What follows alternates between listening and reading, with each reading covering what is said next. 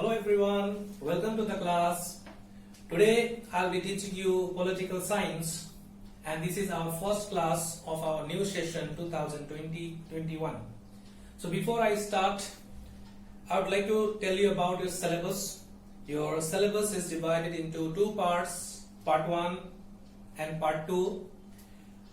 In part 1 you will be given 10 questions, 2 marks each, 20 marks, and in part 2 there will be two sections, section A and section B. In section A, you will be given 5 questions and out of 5 questions you have to do 3. And in section B, you will be given 3 questions and you have to attempt 2 questions. So altogether 20 plus 60, 80 marks. And 20 marks you will be given for your assignment, which we'll do later on in the class. So let us now start our topic. So today I have decided to start with the first chapter, that is forms of government. Forms of government. Forms of government. So within the forms of government, different types of states are there. Like totalitarian state is there, authoritarian state is there, liberal democratic state is there. Then if you talk about other forms of government, then we have a unitary form of government, federal form of government, parliamentary form of government, and presidential form of government. So all this comes under one group, that is forms of government. So today we will be discussing only about totalitarian state, and in this we will be discussing only on 2 topics, that is what is the meaning of totalitarian state and what are the features of totalitarian state. So after going through the features, you will understand what actually is meant by totalitarian state. So let's start with that. So totalitarian state. So now let us try to understand what actually totalitarian state is. So it is mentioned over here, totalitarian state is one in which the state has full control over the life of the individuals. That means the state has full control over the life of the individual. No part of his life is beyond the control of the state. That means the entire life within that state is controlled by the state. The state has full power to control the life and activities of the people living in the state. So this is all about totalitarian. That means total control. The state has total control over the territory of the state. The people living within the territory will be controlled by the state. It is been rightly said in the Bible. It is, if the Bible teaches that we live, move and have our being in God, then totalitarian state teaches that we live, move and have our being in the state. So once again, in the Bible, if Bible teaches us that we live, move and have our being in God, then totalitarian state teaches that we live, move, have our being in the state. So this makes us clear that each and every individual living in the state has no freedom at all. Like we get in a democratic state, there is no such freedom in a totalitarian state. Totalitarian state completely controls the life of the people. There is very less participation of the people in the government. So let us now discuss about the features of the state one by one, so that you will understand more about the totalitarian state. This way we will start. Features of totalitarian state. First and foremost important feature of totalitarian state is opposed to democratic state. That means this totalitarian state is completely opposed to democratic state. Now what is democratic state? You know that we live in a democratic country where we have been given so many rights. Fundamental rights are there. So within the fundamental rights, you can imagine that we have been given complete freedom. but that freedom is missing out in a totalitarian state. That is why totalitarian state is completely opposed to democratic state. Two different things. Opposite of totalitarian state is democratic state. Now next one is totalitarian state is based on the concept. What is the concept of totalitarian state? Concept of total centralization of powers. That means the complete total power is centralized. That means the complete power is in the hand of the top rulers. Whoever is the ruler of that state will have complete control of the governmental powers. So total centralization. Centralized means complete power in the hand of a ruler. The ruler can be one person or a family. Okay. Now, third one, state is regarded as the end. What is the end means? What is important for the people? That means they should regard state as the end and the individual as the means. That means in the totalitarian state, the importance is given to the state, not to the individual. So now number 4. Number 4 feature of totalitarian state is people have little role in the decision making. People have very little role in the decision making. All the decisions are made by the rulers. No decisions are made by the people. Like in a democratic state, to choose the government, we are the one, we are given the right to vote. For each and every single election which takes place in our country, we are involved. Our opinion matters a lot in the formation of a state government or the central government or even the panchayat bodies also. There also we give our opinions. But in a totalitarian state, no role of decision making is given in the hands of the people. All the important decisions are made by the ruler. That means not all. Each and every decisions are made by the ruler. Okay. The next one, number 5. Now the question comes over here. If the people agitate, then how can you forcefully ask them to follow your government? So what is the one? Force is used to command obedience. That means they use force to get the obedience of the people. And why do they use force? To instill fear of the state authority among the people. The state authorities' fear should be instilled in the minds of the people, and for that, force is. Now, what is the meaning of force? Police is there, army is there. If you do go against the ruler, then definitely they will be using force. Because police is there, army is there, they follow the orders of the ruler. So there cannot be any agitation, there cannot be any party politics, there cannot be any revolutions. That means entire system is controlled by the ruler. That means ruler never leaves a loopholes through which the people get a chance to agitate or go for a revolt. I think you understood it. Now, apart from all this thing, these are some of the most important features given over here. So I am going to read it out. You just go through it. Now, rights of the people depend upon the wishes of the ruler. Only those rights are given which are considered good for the health of the state. Now, apart from that, totalitarian state stands for the monolithic society with one leader, one party, one ideology, one government and one ruler. That means ideology of a ruler is the rule for the country. Ideology of a ruler is the law for the country. Now, few more are there. Press and means of mass media. Press and means of mass media are owned and run by the state.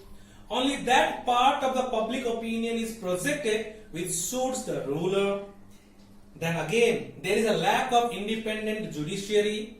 Totalitarian state stands for rule of the ruler and not rule of the law. So apart from all this, A.R. Ball in his book Modern Politics and Government, he has specifically given 5 most salient features of the totalitarian state. So according to A.R. Ball, the first important feature is all aspects of individual and society activity are theoretically the political concern of the government. One party is politically and legally dominant. The party provides the only institutionalized basis for political competition, recruitment and oppositions. There is an elaborate ideology which regulates all political activities within the state. Then the fourth one, judiciary and the mass media are rightly controlled by the government and civil liberties stand seriously curtailed. And the last one, the modern totalitarian state emphasizes constant mobilization of population for winning mass support for the ruler and for providing his rule with a democratic clock. The regime is legitimized by mobilized consent and forced and directed political participation of the people. So these are some of the points being mentioned by A.R. Ball. He is also one of the political philosopher. He has given his views. Now, I hope you all have understood regarding the totalitarian state. So all the features we have done it. Now, after going through all these features, I hope that you understood what actually is meant by totalitarian state. Now, the next topic which we are going to discuss is authoritarian state. Now, the next one is authoritarian state. Before one we discussed totalitarian state. Now we will be discussing about authoritarian state. Now what is meant by authoritarian state? Authoritarian state is very near to the totalitarian state and is far away from the democratic state. That means in between. Far away from the democratic state and very near to the totalitarian state. That means in between totalitarian state and democratic state lies the authoritarian state. Now, what actually, let me explain you in simple words that authoritarian, in a very simple words, we can say that a state governed by one very powerful ruler. State governed by one very powerful ruler or civil or military dictator. So one very powerful ruler, and he can be a civil ruler or a military dictator. He can be an authoritarian ruler. So this is all about authoritarian state. So once we go through the features of unitary state, you'll come to know about the features. Now, authoritarian state features.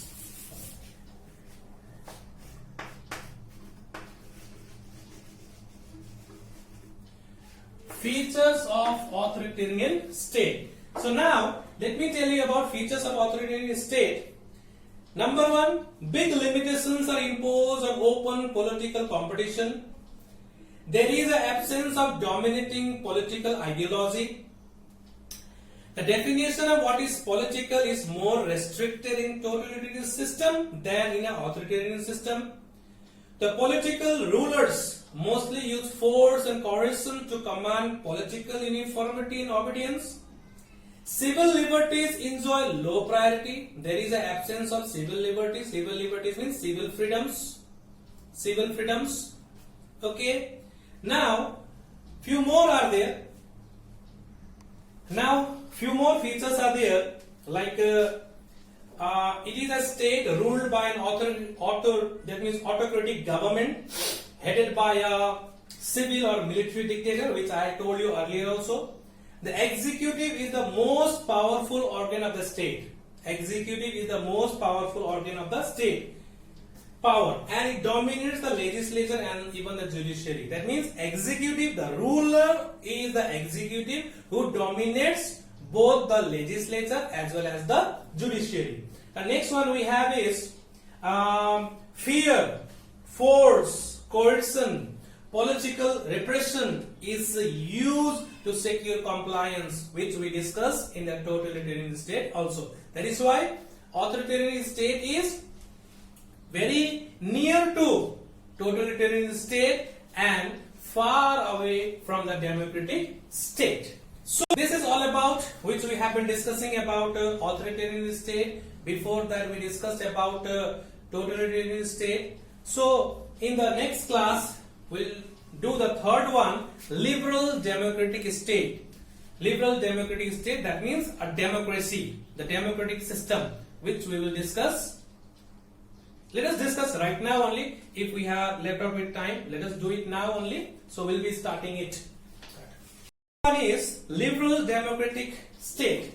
Now, what is meant by liberal democratic state?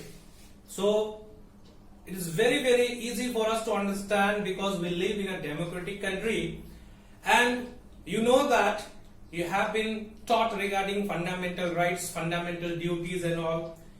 Whenever we elect, whenever we choose a prime minister, there also we have our decisions are very much important. So each and every decisions in the country are taken by the people of the country, representative form of government. So liberal democracy means here the people have been given enough freedom. Civil liberties are given to each and every people of the country. So liberal democratic state, the government of the people, made by the people and for the people. So what type of state? Democratic state. The best example is the country India. Now, apart from all this, if we discuss the features of the liberal democratic state, number one, representative.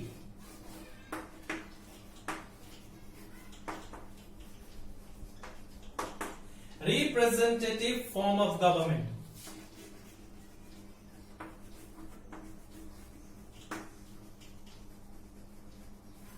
What type of government is there in democratic state? Representative form of government. Now what is the meaning of representative form? That means our representations are done by the particular group of party or a person. Suppose for example, in our Alipurdwar district, we have elected one member of parliament. Like 545 members are there in the parliament. So they are the representatives of a different people living in a different constituencies. That means representations are done by the people. So we are represented in the union parliament by our member of parliament. So representative form of government. The representatives are the one who later on form the government and they make and form important policies. So a representative form of government. Whenever we want, whenever we need or to bring changes in the government, the same process has to be done. People of the country will decide what is to be done. So the next topic is, next important feature is civil liberties.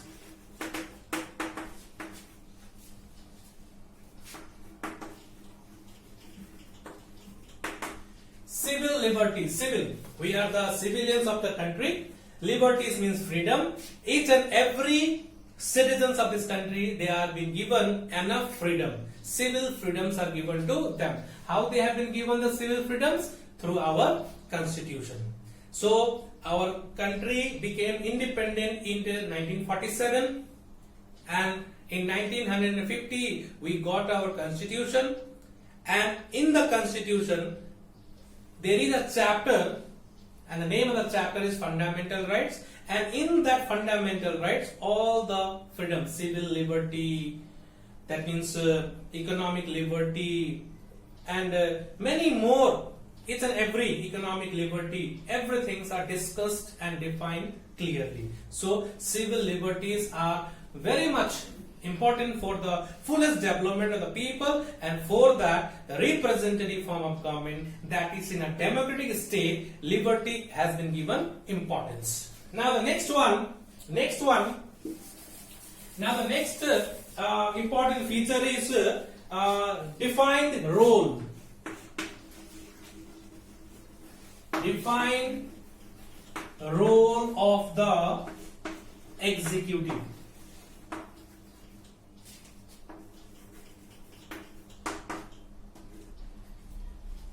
Define the role of the executive.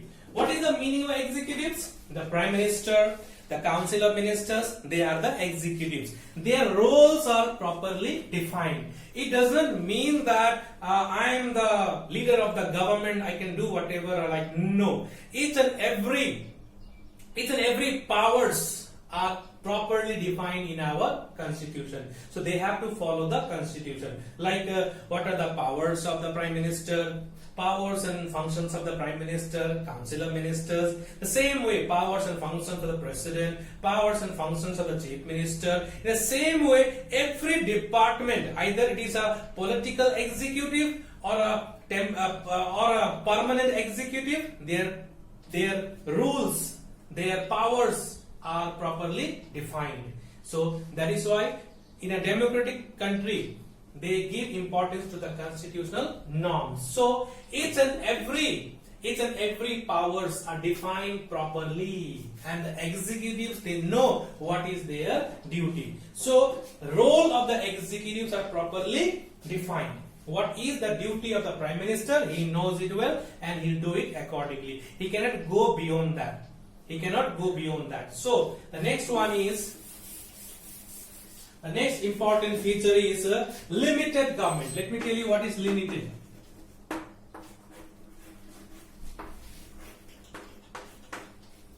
Limited government. What is the meaning of limited government? What is the meaning of limited government? Very simple. The government which we elect in our country, they have the term of how many years? 5 years. They remain in office until they enjoy the majority. If a vote of no confidence is passed, so definitely the government will fall before the completion of the 5 years term. So the government is very much limited. Or we can say that the government is elected or the government is formed for 5 years. They cannot continue for another 5 years term. For that, again elections are to be conducted. So 5 years, within this 5 years, if the government does their work properly, if the people are happy with the work of the government, then definitely next time, if they want the same government to come in power, then once again election is to be done and people will cast their vote and bring the same party into power. Okay, so now this is all about limited government. Now the next one we have is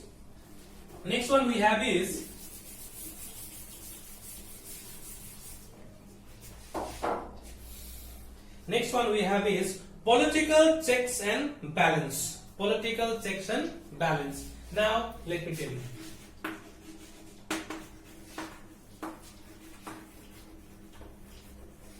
Checks and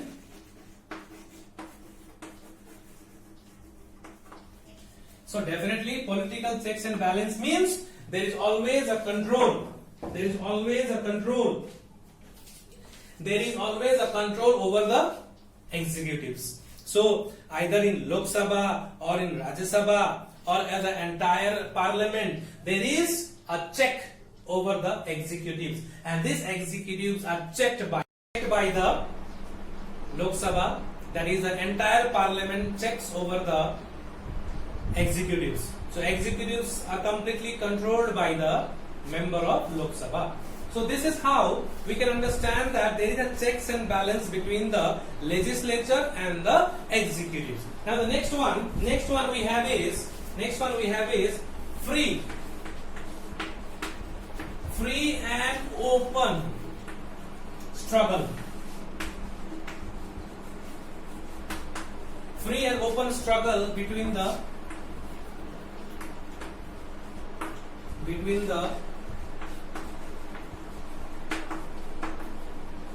political parties. So this is another feature of the liberal democratic state. Free and open struggle between the political parties of the country. Each and every political parties of our country, they have the freedom to contest the election. they have the freedom to take each and every part in the political activities of the country. So political parties are formed with the motive to struggle for power. So in a democratic state, lots and lots of political parties are there, and each and every political party, they strive to come to power, and their ultimate motive is to hold the government position, to serve the nation for the betterment of the people. So this is all about being seen in a democratic state. But in a totalitarian state, this is not there. In an authoritarian state, this is completely missed out. That means in a totalitarian state and authoritarian state, there is no place for other political parties rather than existing one political party. So this is all about a free and open struggle between the political parties of political parties in a democratic state. Now the next one we have is, the next topic which we have is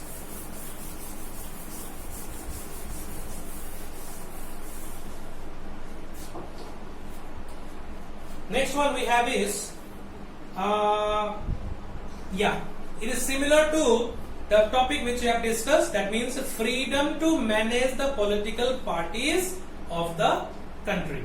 And the last one which we will discuss over here is that there is a clear distinction between the state, society and civil society. State, society and a civil society. So what is the role of a civil society? What is the role of a simple society? What is the role of a state? Everything are clearly mentioned in the form of the rules of our country.